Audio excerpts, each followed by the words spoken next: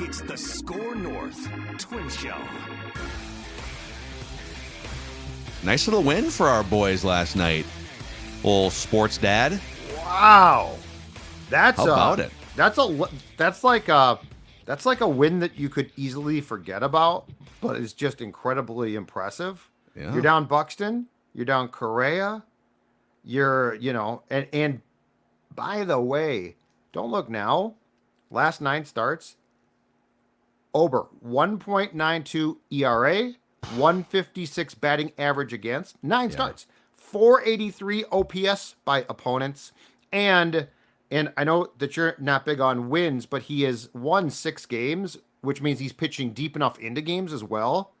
Like that's the one thing is he's pitched like he's not 4 and fly. He's making it through at least 5, if not 6. So Bailey Ober, man, and he got off to a terrible start, and I thought, okay, in Texas he's in trouble, right? Just bounces right back. Really impressive win. I agree with you completely. And they didn't score a bunch of runs last night. They had the 3 runs enough to win the game. They manufactured that run in the 9th inning. I mean, well, one of the 3 runs was an inside the park home run. Kind of, it was a triple. It should have been a double if the Rangers. So they kind of got gifted that run.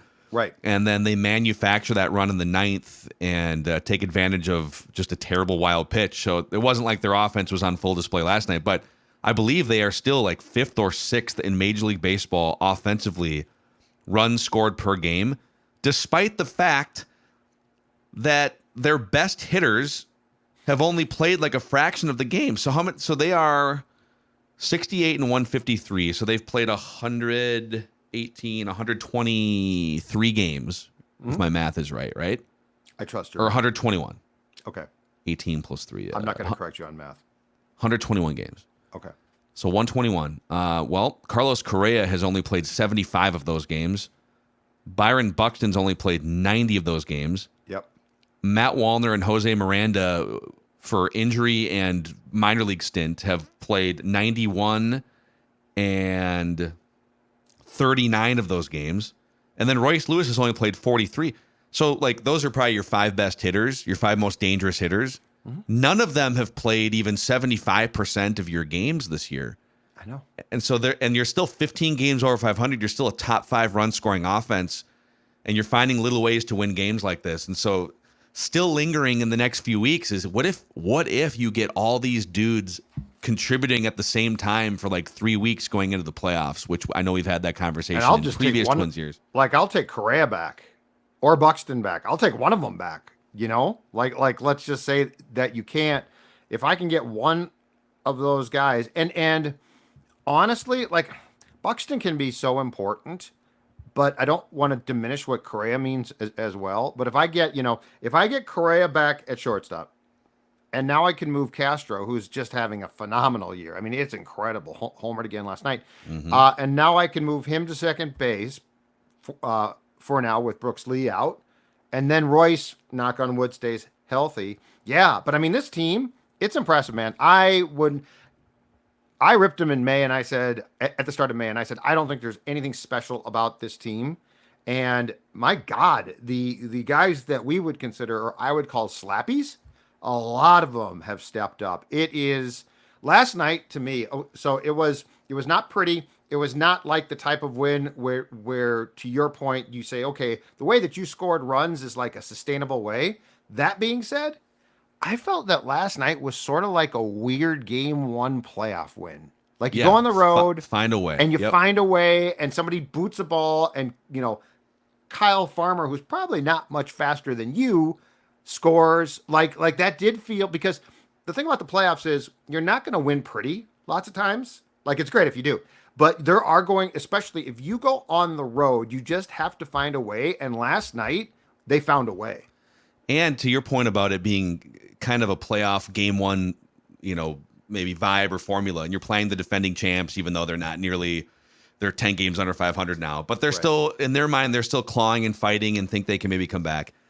But you run Bailey Ober out, who's either going to be your game 1 or game 2 starter in the playoffs, and he has struggled in the first inning with the home run ball. Like, his splits on the season are pretty wild.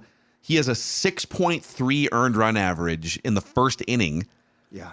And then it calms down to 3.68, 0.41 in the fourth, under 4. By the time he gets later in the game, it's like, if he can just get through the first inning.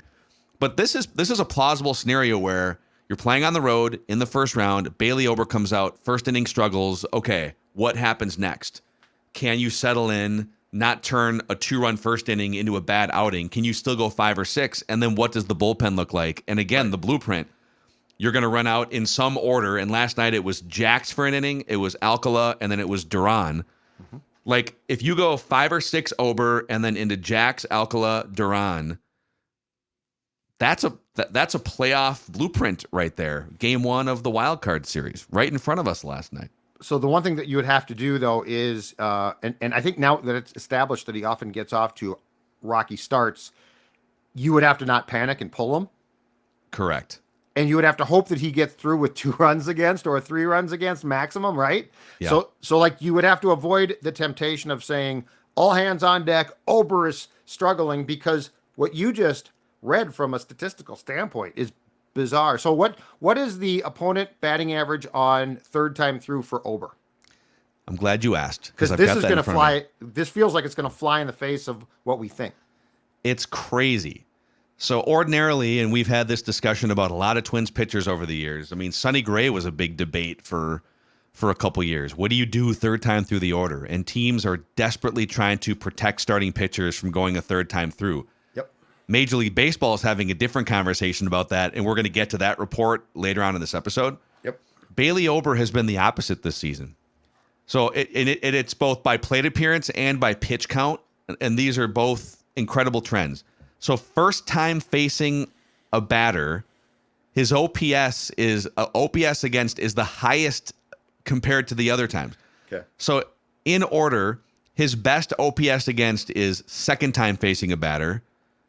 Then it's third time facing a batter. The worst OPS against is the first time facing a batter. It's all pretty similar, and then batting average against, it's even more pronounced. Although, so it's a 208 average first time through, 226 average second time through, but a 171 average third time through the order.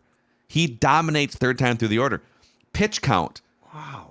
Pitches 1 through 25, 243 average against. Then when he gets from pitch 26 through 50, that batting average goes down by 50 points to 196. And then once you get pitches 51 through 75, it sticks at 199. But once he gets pitched 76 through 100, hitters are hitting $180 off of him. He is the best pitches 75 through 100 and third time through the order. It's crazy. How do you explain it? I mean, this would be a good conversation for like old Pete Mackey or Rocco. Yeah. But That's bizarre. For other pitchers, I remember Justin Verlander back in the day, like 10 years ago, when he had like 97, 98 in the tank whenever he wanted. He would save that for like second, third time through the order.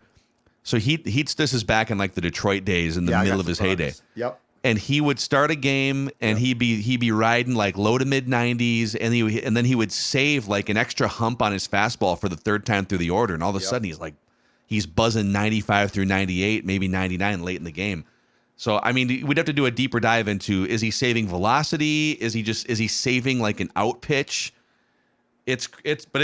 It's rare, and it's a great trend, and it's something that's going to serve well in the playoffs if you can be patient early. And if he is saving that, it would fly in the face of strategy. Now, Morneau was a co-host on MLB Sirius Radio yesterday, and he was doing a great breakdown of, he said, one of the biggest changes in baseball in the last 10 years is, in his playing day, he said, I knew starters that would try to go through first time through with all fastballs, because they wanted to save something. Mm-hmm. So like they didn't want to show you all of their pitch repertoire. So they would sort of hold their breath, try and get outs with fastballs. And then the second time through, they'd mix things up. And now you're seeing, so like you're not sitting on pitches. So if Ober is indeed holding back, that's a throwback, and it's super intriguing. Now, Yeah. I'm sure he's not purposely trying to go out in the first and get hit hard. That's not a strategy. But nonetheless, like what you just went through completely turns on its ear what the normal protocols are thought of in baseball as far as starting pitching goes today. So here's one more for you for the home runs. And some of this is a little small sample size because we're talking about like 23 starts, but it's interesting. So he has almost exactly as many plate appearances against first time through versus second time through, which makes sense because he's very rarely getting yanked before he faces a lineup a second time. Sure. But he gives up more than 3 times as many home runs first time through versus second time through. Wow. So it's like hitters are getting to him, and then usually it's the other way around where, I see a guy and I get to watch him from the dugout too, and now I got something. Now I know, now my timing is there. For Bailey Ober, it's like he picks up something on each hitter the first time through and makes an adjustment or saves a little bit of something and makes it harder for them the more often they face him. This is an assignment for Dex Tweets. Old beat podcaster. Work in the clubhouse? Yes. This is really interesting. Like, it's weird, but it'd be great. It'd be great to get because 23 starts in, they have to have an idea, right? Like, this is not a fluke at this point. It doesn't feel like a fluke at this point. No, it feels very strategic. I'm just kind of curious. I'd love to know what the strategy is there. Not Very to make geeky, this comparison, but like Pedro Martinez, I feel like used to save a little something. I mean, he's one of the greatest pitchers of all time. Yeah. But Well, that makes sense back then. I'm gonna pull just a random, like, how many? He won 3. Should have won 4 Cy Young awards. He was complaining about that on TV yesterday. I believe he referred to George King and Lavelle Neal III as what did he call them? Jokers? Because they Clowns? Because they didn't vote for him. He is very bitter to this day, and he should be, that he got robbed of an MVP possibly too. That's right. So I just pulled up one of his great seasons where he had an ERA of like 2. He won the Cy Young Award, pitching deep into games. One of the greatest pitchers of all time. And when let's see here, first played, interesting. So first time through, lights out. Second time through, he's a Hall of Famer, so it wasn't like he was getting shelled. Right. But this is just in one of his Cy Young years. OPS against would jump 100 points second time through. So hitters were much better second time through against Pedro, even at his peak. Sure. But then third time through, his best numbers. Okay.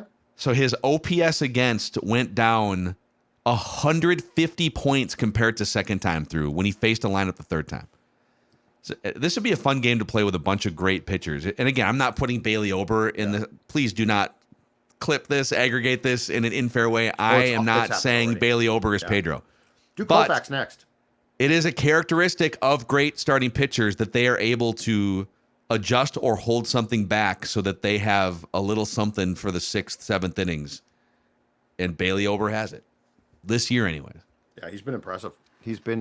And if they can split this series, I think you're pretty satisfied, right? Because you got Sim, you got Festa, and then Pablo.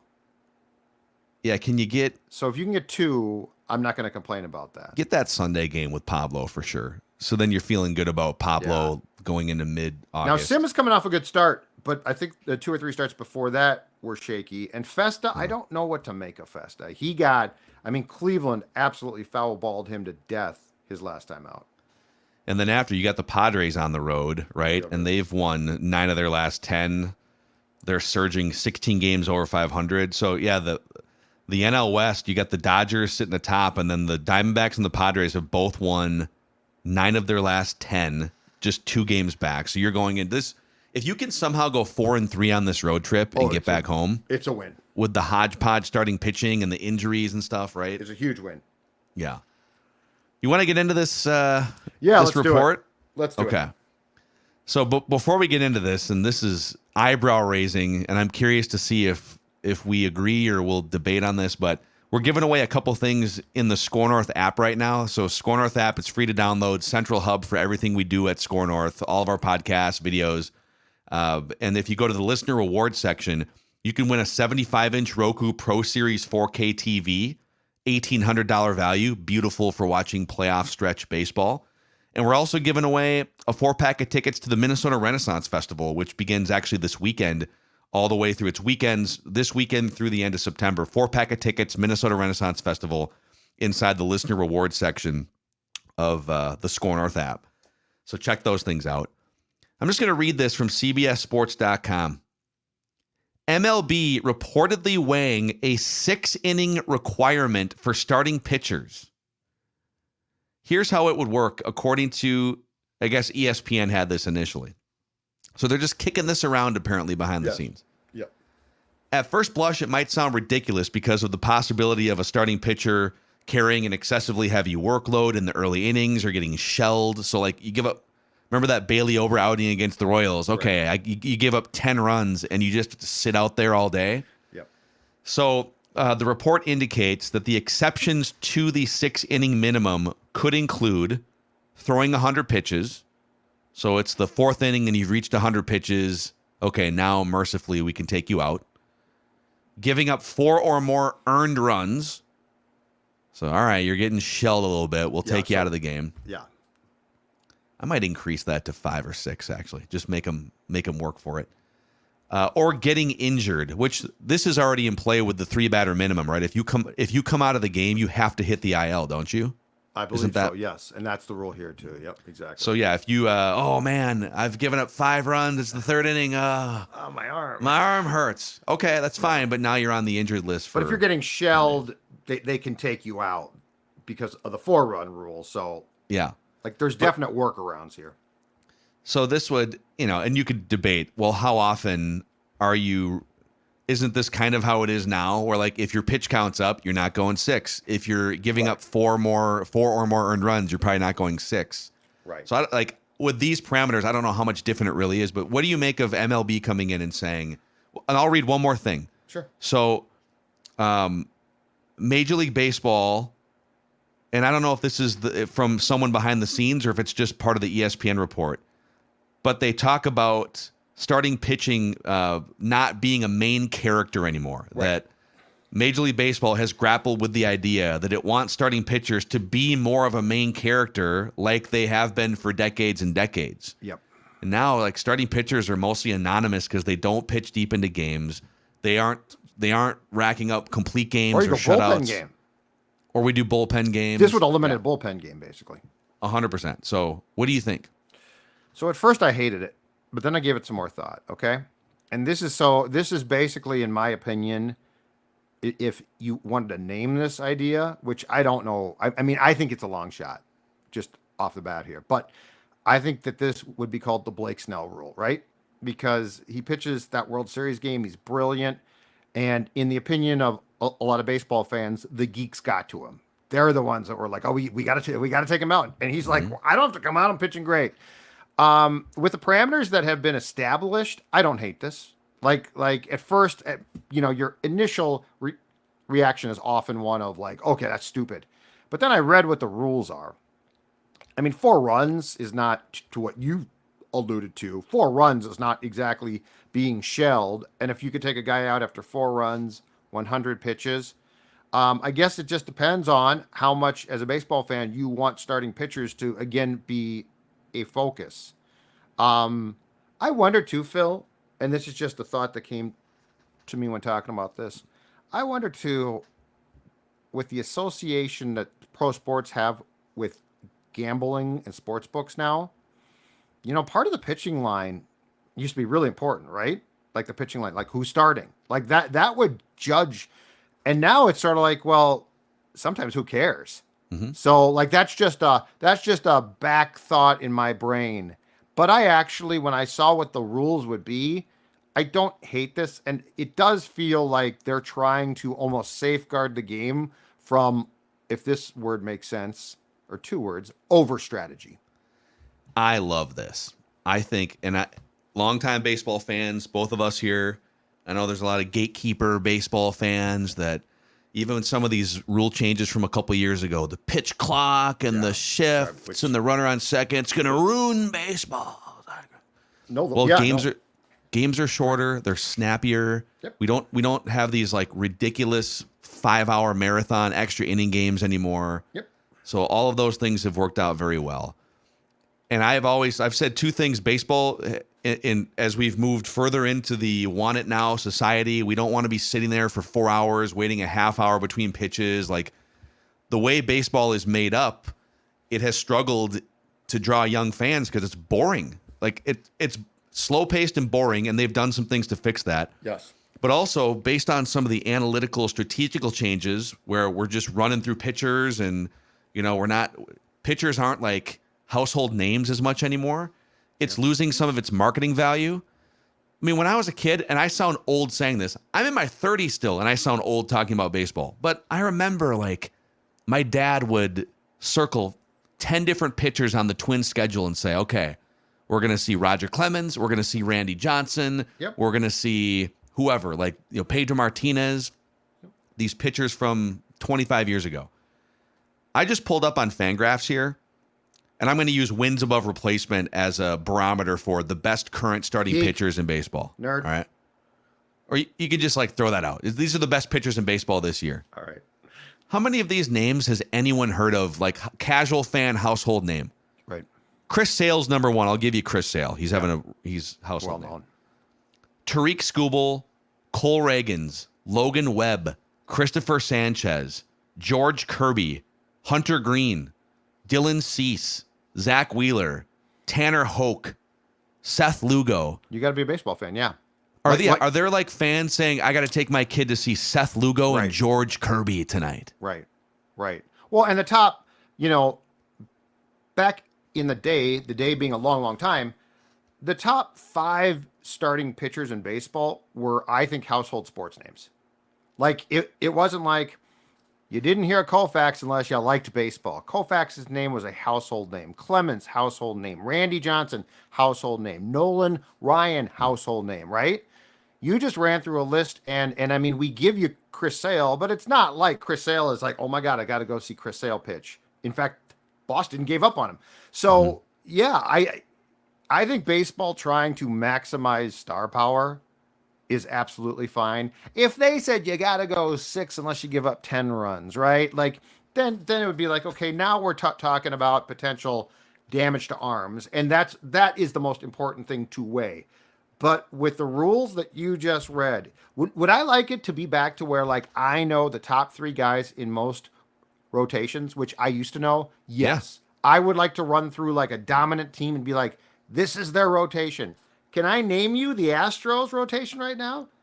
No, I can't. Okay, same list, but from 25 years ago. And sorry if I sound like an old get off my lawn baseball fan here, but give me this moment. So this is from, I think it's 2001. 2001. Okay, so. Here are the best starting pitchers in baseball, wins above replacement. Randy Johnson, Kurt Schilling, Mike Mussina, Greg Maddux, Javier Vazquez, Andy Pettit, Mark Mulder, Roger Clemens, Freddie Garcia. Even like Freddie Garcia, he was like the Mariners ace, right? Right. And I could tell you, 2001, the 2001 Mariners rotation was like Freddie Garcia. It was, what's his name? Jamie Moyer. Yeah. Probably Aaron Seeley. Like, I remember these dudes from 25 years ago because they pitched 240 innings. Right. And they're out there for 3 hours.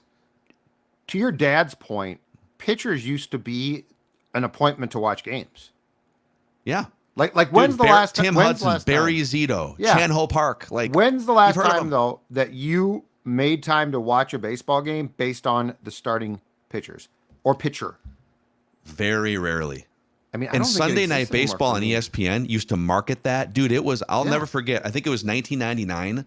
And I remember 98, 99. And it was like one of Pedro's first years with the Red Sox. Yep. And I remember going over to my dad's house.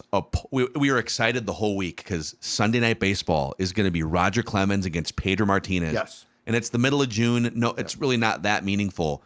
But you had to sit down and watch those two guys do battle together. And that doesn't exist anymore. And the thing was, too, so like now it's like, Sunday Night Baseball, Aaron Judge, right? Well, yeah, he's great. But he's going to get 4 at-bats maybe?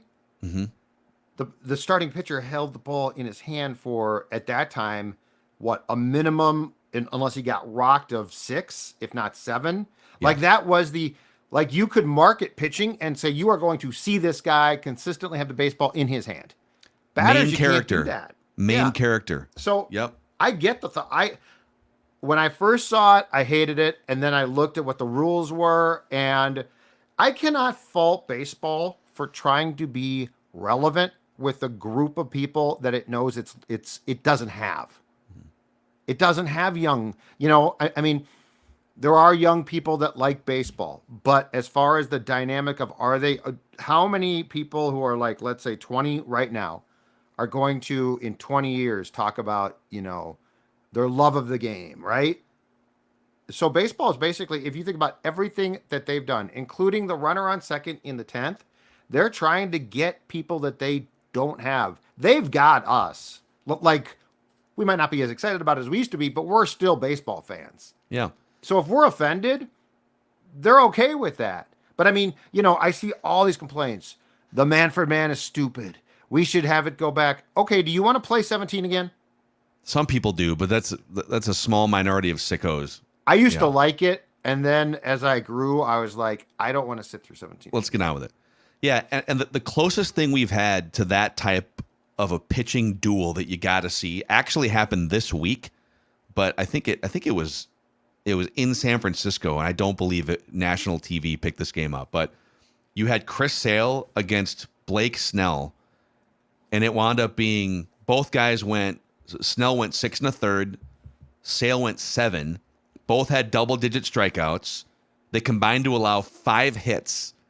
The game wound up going scoreless into extra innings. Like that type of pitching matchup, A, should be celebrated, and B, we should be able to find more of them in today's game. Yes. So whether they're getting this right in its current form or not is a debate, but trying to make starting pitchers more of a main character again, I think is good for baseball. Absolutely. And I also think that, I'm sure this has been discussed privately for a while, but I also think that the emergence on the scene of Paul Skeens of Pittsburgh, right? Like, think about the excitement that dude generates. In fact, I believe it was his second start at Wrigley Field against the Cubs. MLB Network carved out time to show that game, and people tuned in. So like there is a case to be made that starting pitching can be one of your most front-facing marquee things. And if a guy gets lifted after 3 because I don't know about, this or that is going, from a marketing standpoint, it's going to hurt the product. Yeah. So like Steven Strasburg, when he made his debut back like 15 years shut him ago. Down. Yeah. That was a point, because I think in 2010 you still had some of that. It was still kind of appointment viewing. So anyways, let us know your thoughts. Johan, yeah. I mean, he was appointment for Twins fans, and Halladay. Yeah, let us know your thoughts. If maybe you wildly disagree, let us know in the YouTube comment section here. If you haven't already, click the subscribe button on the Score North Twin Show YouTube channel. And thank you guys for those of you who've given us a 5-star rating and a positive review on Apple and Spotify. Helps us continue to grow the show here. So, all right, Sports Dad, we'll see you for a State of the Twins Monday. Split in Texas. I think we'd take it. I'll take a split in Texas, yeah. Or take 3 out of 4 and bank a game for that Padres series next week. Either way, let's go. Come on, Twins. Score North Twin Show. We'll see you guys Monday.